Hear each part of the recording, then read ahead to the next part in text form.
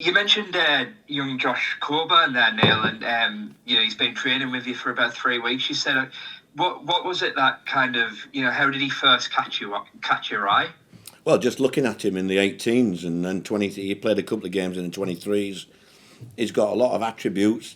I just feel when you're that age, and he's a big lad, you've just got to try and put him up with the first teamers to improve his skills, his first touch, his movement, and we can also coach him at the same time on what he's got to do, to become a better player. And he's responded really. I've been right pleased with him, Craig. Yeah. Presuming you must, keep a close eye, because I was looking myself when he was named on the bench, and he scored quite a few for the under-18s this season. So, you keep a close eye on even the under-18s there. Yeah, well, Craig Liddell always keeps me informed about these, players. Because if I can, I always like to look at to training. If I can involve one or two from the academy 23s, I do as much as I can to give them a lift, because they see the pals getting on the bench or getting on the pitch, and it just gives them a little bit more incentive to think, this is what we want. That's what I want, some of that. And they always step up the gear a bit. And I think Josh becoming involved is one or two other lads who we're trying to get him involved before the end of the season. Yeah, you mentioned he's like a big lad, and that's kind of what you've been, after up front really this season. Do you think if he did get a chance, could he have the physical attributes, do you think, at the moment? I don't honestly know. He's got the attributes. It's when 18 is not developed yet. He just reminds me. You lads will remember him. He's a spitting image for John Stead that I had at Sheffield United. Was at Huddersfield. He's that type of young player, and he loves the game, loves the football. When you look at him as a manager, he's always a nice lad. He always makes you smile when you look at him, and he's going to give 100% every game. And John didn't make a bad career out of it, really. So I'm optimistic that Josh can use this as a stepping stone and start his career in the first team shortly. Yeah, and you've obviously said you will try and get some game time before the end of the season. But like you say, I guess just training with the first team as well will be magnificent for his development at this stage. Yeah, and when one or two of the other lads trained with us as well, I think it gave them a lift. Isaiah, I think he's done really well at Queen of the South, and I think it just you step up your levels a little bit when you train with the first team. And what's good for me is I watch what the pros think about these young lads when they come into the. Sometimes I've been at clubs where we've had a young lad in and it's spoilt it really. It's spoilt the session because they weren't, probably comfortable on the ball, or let the other lads ended up having to do more running because of the mistakes. But here, the likes of Josh, I know that, I had a chat with Dale Fry after he was marking him in one game, and, it was a handful. And I said to Dale, got a chance, this kid, hasn't he? Yeah, he has, And it's like Hayden when he was in midfield, and it makes you just react a little bit quicker. When he came into the squad, when he played at Brentford, I think he realised then the pace of it in the cup. He played very well, but he cost us a goal.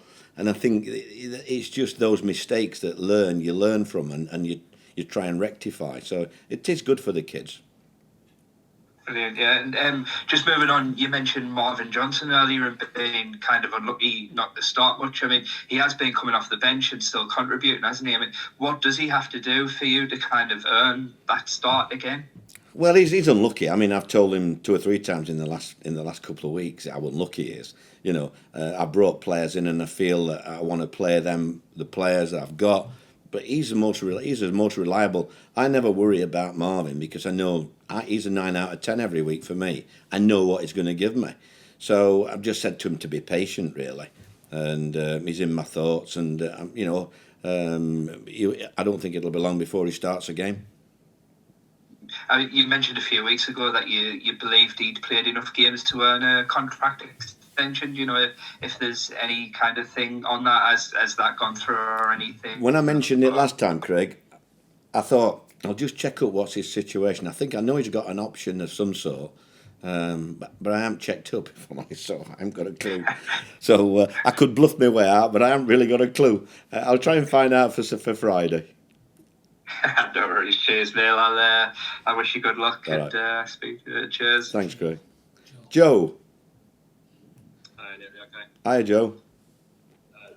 Obviously, it's quite a relentless schedule this season, and another midweek game coming up tomorrow. How much do you think the standard has dropped because of all these games, not just at Middlesbrough, but across the whole kind of EFL? Well, I mean, it's hard to say, isn't it? I mean, I never thought I'd ever turn Man United versus West Ham off and watch Friends, but it didn't do out for me yesterday at all. No crowds at Old Trafford, very sort of negative. I didn't enjoy one bit, me, so I turned off and watched another programme. And that's how it is. There's nothing we can do about it. It's just a different game when there's no fans. So it's the sooner that, as I said, it happens, the sooner they're back, the better, really. Because I think we do need it. How much have you had to alter your kind of training schedule with trying to kind of keep players fit and not wanting to overwork players? Well, we've had to watch the older lads, like Johnny Arson and Grant. We've had to stress to them because they all want to train every second, every minute of the day. And we've just said, look, when you've got so many games, you've got to be a little bit careful. Yes, you don't want to let anybody down. You want to train, but think about your own body. And sometimes you need a rest as much as you do need in a recession. And although Johnny and Grant want to do everything, we've had to pull them out at times, especially when we've got like 3 games in a week, And then we've got this stupid thing coming up with the international break that Northern Ireland play Wednesday night in Ireland, and we've got Bournemouth away on a Friday afternoon. I mean, you tell me how that can be. I don't understand that, mate. Unless the people doing the fixture list are, are Bournemouth fans, or I don't actually know how that comes about. Because I've heard at some clubs they have like red zones. Do you have that, like where a player has maybe played too much and you don't want to risk him, or you won't play him because he's worked too hard? No, the only red zones we have is in my office. Right. They don't want to come in that office if they can help it. That's a red zone, Joe. How kind of advanced are kind of the stats and what you're getting from kind of the fitness guys and what they're kind of giving to you? Well, they always give me the input. Stats are vital and important nowadays. Who's done so many minutes and this, that, and the other. But at my age, you also have got a feeling. I probably give the lads more time off than any manager, really. And if we weren't doing well, you'd get people saying, I read somewhere few weeks ago about one club saying they didn't train enough. They don't do this.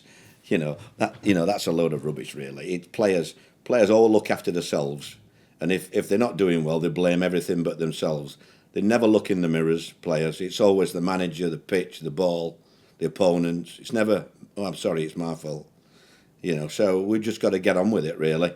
All these, these things that are happening at the minute.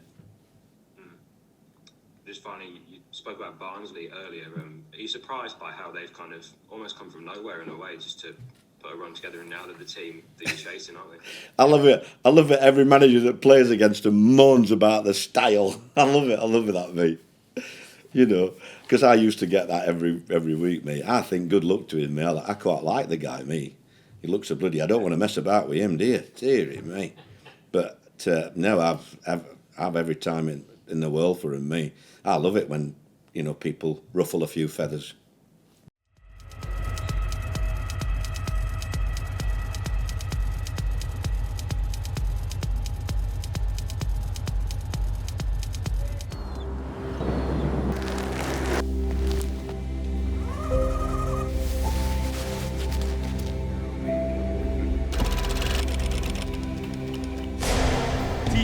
T-side!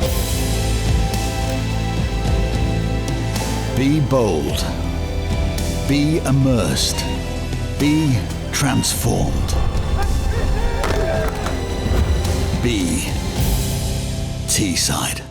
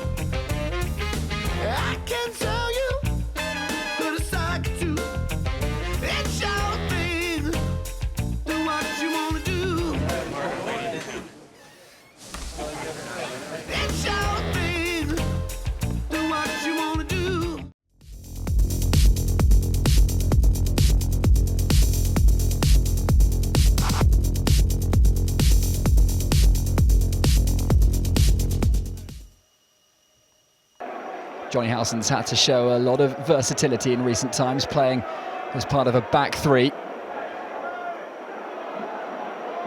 A bit of uneasiness in the penalty area, and Fletcher tried the acrobatic. A decent stop from Declan Rudd.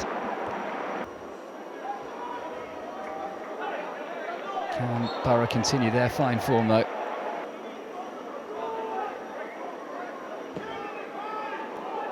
It's a testing free kick.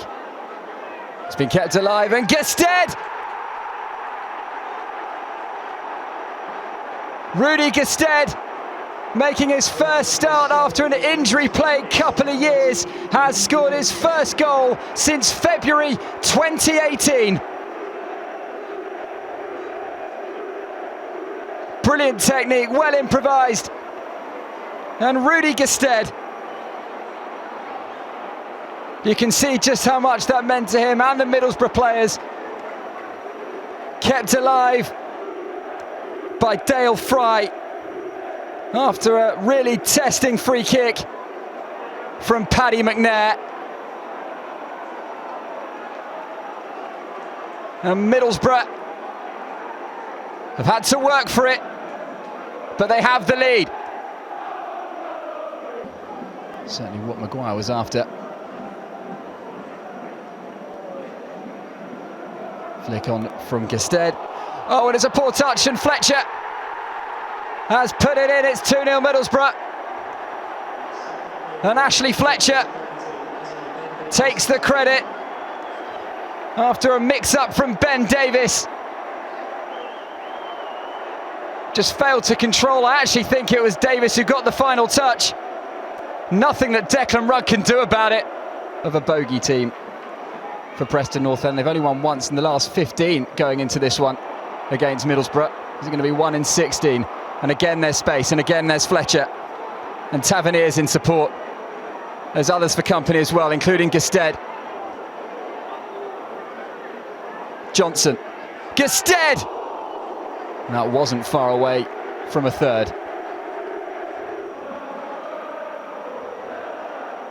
Got plenty behind it. Not sure Declan Rudd had it covered. Just caught the side netting.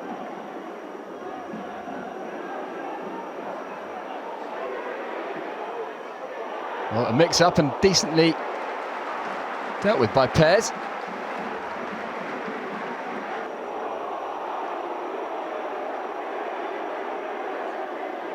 Gested, he's under pressure from Pearson. He's got Johnson for company. Fletcher across, as is Saville. Johnson. Brilliant ball in.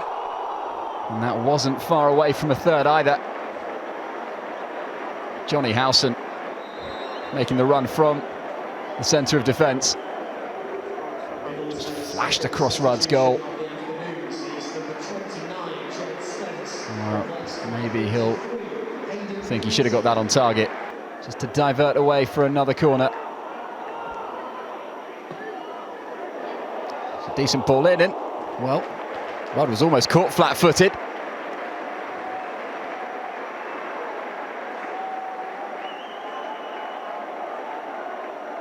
McNair was probably not aiming for Rudd's far corner. Very nearly got there. Coulson. It's just overhit for Saville in the penalty area, and Gested's under that. It's a brilliant save from Rudd. Oh, Rudy Gested, he could have had a hat-trick on his first start to the season. That would have been a brilliant way to re-announce yourself in the Championship this term.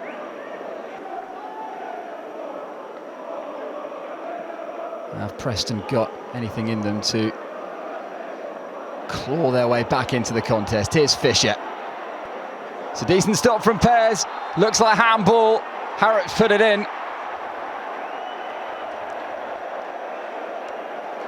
Well, Jayden Stockley was pretty quick to the rebound. But as the shot came back off Ainsley Pears, it looked like it just caught his arm. That's what the Boro players were appealing for anyway. Josh Harrop did put the ball in the net. Tough Christmas for Preston North End. Harrop